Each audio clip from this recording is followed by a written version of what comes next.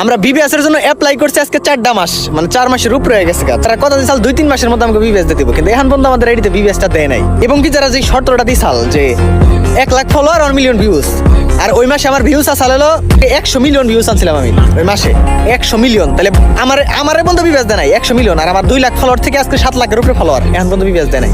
তাহলে বিবিএসটা লাগে আমরা ওয়েট করা।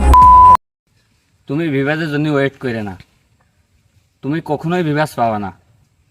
কারণ বিবাস পাবে যারা গেমার তারা। আর তুমি নিজের গেমার হিসেবে দাবি করলেও তোমার কোনো গেম প্লে নাই। অ্যাটলিস্ট আমি কখনো তোমার কোনো গেম প্লে ভিডিও দেই নাই। তোমরা কেউ দেখলে একটু কমেন্ট বক্সে জানাও যে দেখছো কি না। আর থাকলেও 7 লাখ ফলোয়ার, 100 মিলিয়নের উপরে ভিউজ।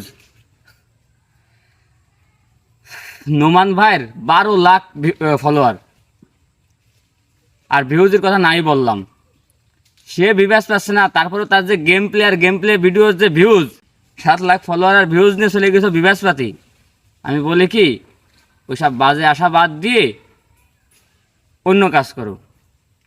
তুমি বিবাস পেলে আমার কোনো ক্ষতি বা আমি অখুশি এরকম না, কিন্তু যেটা হবে না তার জন্য আশা করে বসে থাকা কি কোনো দরকার আছে?